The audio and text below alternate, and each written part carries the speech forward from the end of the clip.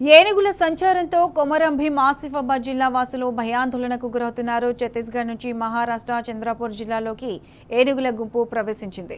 2 ఏనుగులు మహారాష్ట్ర సరిహద్దు నుంచి తెలంగాణలోకి ప్రవేశించాయి. దీంతో ఆసిఫాబాద్ అటవీశాఖ అధికారులు అప్రమత్తమయ్యారు.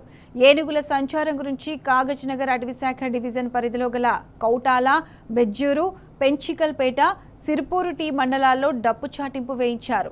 ఏనుగుల కదలికలపై అప్రమత్తంగా ఉన్నామంటున్న ఆసిఫాబాద్ జిల్లా అటవీశాఖ అధికారి నీరజ్ కుమార్తో మా ప్రతినిధి Umesh face to face. Telangana సరిహద్దు ప్రాంతంలో ఏనుగుల సంచారం కొమరం భీం జిల్లా వాసులను భయాందోళనకు గురి చేస్తున్నది. గత ఏడాది ఏప్రిల్లో కాగజ్ నగర్ డివిజన్లో ఓ ఏనుగు ప్రాణహిత నది దాటి వచ్చి 2 రైతులను పొట్టన పెట్టుకోవడంతో రైతులు మరోసారి తెలంగాణ సరిహద్దు ప్రాంతంలో ఏనుగుల సంచారంతో తీవ్రంగా భయాందోళనకు గురవుతున్నారు.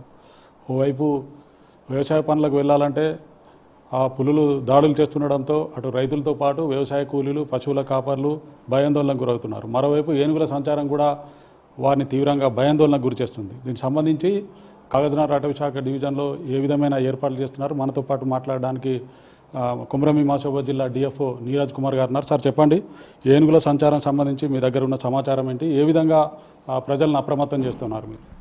సో ఇప్పుడు మన కాగజ్ నగర్ వైపు ఒక మున్నాది ఇన్ఫర్మేషన్ వచ్చింది. సో ఏనుగు మన బార్డర్ నుంచి ఒక 50 కిలోమీటర్ దూరంగా ఉంది.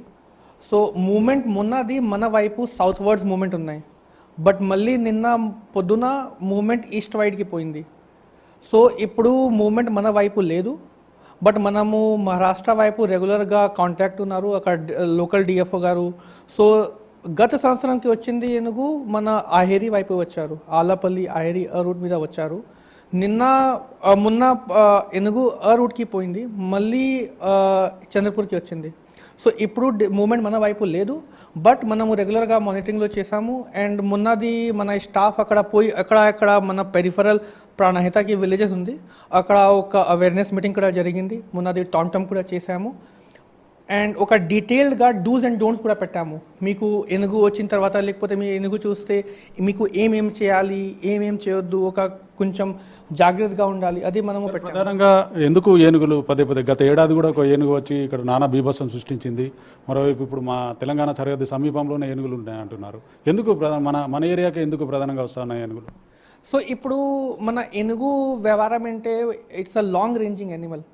లాంగ్ రేంజింగ్ అంటే ఒక 200-300 కిలోమీటర్కి తిరుగుతారు. సో మన గడ్చిరోలి మనది చాలా దూరం లేదు, ఓన్లీ 120-140 కిలోమీటర్ ఏరియల్ డిస్టెన్స్ చూస్తే దాని మాత్రమే ఉన్నాయి. So it is a natural behaviour.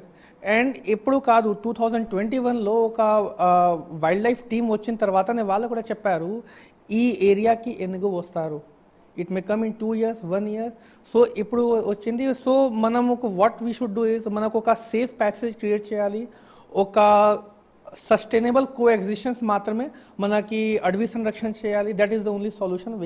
Go head. మీరు వైపు ఏనుగుల సంచారంతో మహారాష్ట్రతో పాటు ఛత్తీస్గఢ్ అధికారులతో నిరంతరంగా సంప్రదింపులు జరుపుతున్నారా? మనం మహారాష్ట్ర వైపు ఏమేం జరిగింది, ఇప్పుడు మన వైపు కూడా మనం ఒక థర్మల్ డ్రోన్ ఉన్నాయి. సో లాస్ట్ టైం కూడా థర్మల్ డ్రోన్ చాలా మనకి యూజ్లో అయింది మన రాత్రిలో. బికాజ్ ఇది ఏనుగు మూమెంట్ అంటే ప్రతి ఏనుగుకి వేరే వేరే మూమెంట్ అయ్యి, మన వైపు గత సంవత్సరంకి వచ్చింది ఏనుగుకి మూమెంట్ రాత్రిలో ఉన్నాయి. సో ఈ మూమెంట్ రాత్రిలో ఉంది కాబట్టి మనకి థర్మల్ డ్రోన్స్ కావాలి.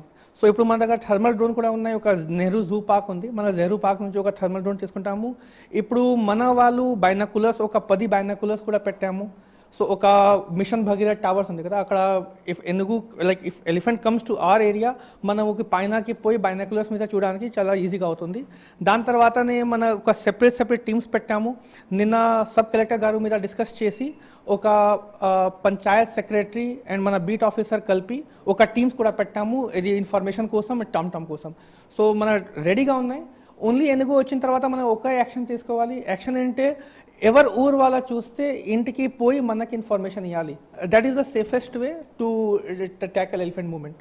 అంటే ఎక్కడైతే ఇప్పుడు ఏనుగులకు కదలికలకు సంబంధించి మిగతా శాఖలతోటి మీరు సమన్వయం చేసుకుంటున్నారా జిల్లాలో? సో ఇప్పుడు ఒక మన ఎనుగు ఇప్పుడు మన వైపు లేదు. So we don't want to create a panic situation. But మన వైపు మూమెంట్ ఉంది. వెంటనే ఇప్పుడు మనం రెవెన్యూ డిపార్ట్మెంట్లో రెగ్యులర్గా కాంటాక్ట్ ఉన్నాము. మొన్నది ఒక ఎలక్ట్రిసిటీ డిపార్ట్మెంట్ మీద ఒక కోఆర్డినేషన్ మీటింగ్ జరిగింది. ఒక ఫ్యూచర్లో ఏం యాక్షన్స్ తీసుకోవాలి అది కూడా మీటింగ్ జరిగింది.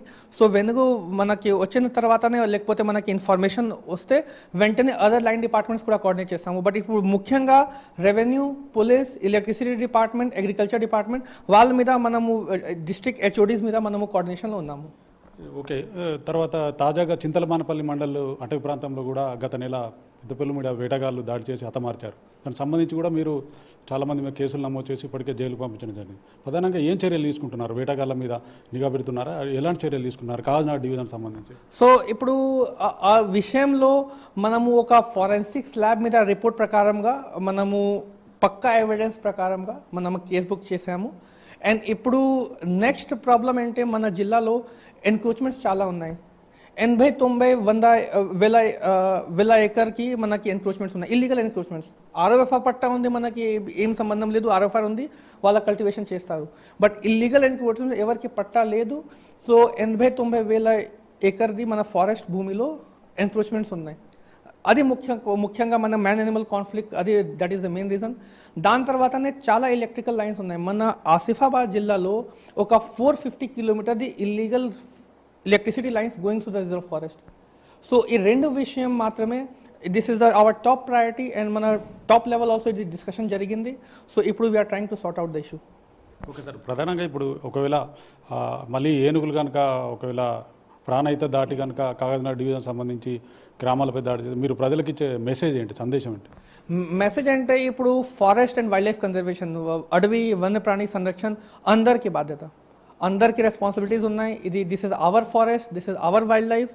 అందరికీ సంరక్షణ చేస్తే మన చాలా పెద్ద ఫారెస్ట్లో మన డిపార్ట్మెంట్కి సైజ్ ఏంటి 300-350 మెంబర్స్ ఉన్నారు మన డిపార్ట్మెంట్లో. So I request. అండ్ ఇప్పుడు మీరు పక్కనది తడోబా చూస్తే తడోబాలో 500 కోట్కి ఎకానమీ ఉన్నాయి. 500 crores ఆఫ్ ఎకానమీ, ఒక tiger based economy. And Tadoba మన పక్కన ఉంది కాబట్టి we have lot of advantage. So ఇప్పుడు మీరు చూడండి, హైదరాబాద్ నుంచి ఎవరు తడోబాకి వెళ్తారు, మన దారి మీద వెళ్తారు, మన ఆసిఫాబాద్ క్రాస్ చేసి వెళ్తారు.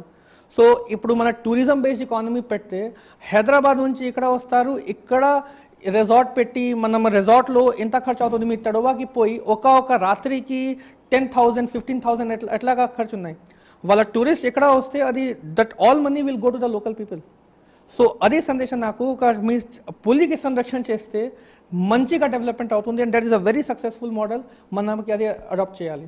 Okay, thank you sir. మొత్తంగా ఏనుగులకు సంబంధించి మహారాష్ట్రలోని తెలంగాణ సరిహద్దుకు సంబంధించి ఏనుగుల కదలికలు కూడా ప్రస్తుతానికి తెలంగాణ వైపు లేవని, వాటిని నిరంతరం కూడా తాము మానిటరింగ్ ఏదైతే మహారాష్ట్ర అటవీ శాఖ అధికారులతోటి తాము మానిటరింగ్ చేస్తున్నామని, థర్మల్ బైనాక్యులర్స్ ప్రధానంగా ఏనుగులు రాత్రిపూట ఎక్కువగా సంచరిస్తాయనే నేపథ్యంలో థర్మల్ డ్రోన్స్ తోటి నిరంతరంగా కూడా వాటిపైన నిఘా పెడుతున్నాము. ప్రస్తుతానికి ఎలాంటి కూడా ఏనుగులతోటి ఇబ్బంది లేవని, ఒకవేళ ఏనుగులు కనుక వచ్చినట్లయితే తాము అప్రమత్తంగా ఉన్నామని, ఏదైతే కాగజ్నగర్ డివిజన్ సంబంధించి అటవీ ప్రాంతాలకు సమీపంలోని గ్రామ ప్రజలను ఎప్పటికప్పుడు కూడా తాము పలు అవేర్నెస్ కార్యక్రమాలతో నిరంతరం కూడా వాళ్ళందరినీ కూడా అప్రమత్తం చేస్తామని డిఎఫ్ఓ నీరజ్ కుమార్ గారు అంటున్నారు. ఇది ఇక్కడ తాజా పరిస్థితి. విడుదల శ్రీనివాస్తో ఉమేష్ టీ న్యూస్, మంచిర్యాల.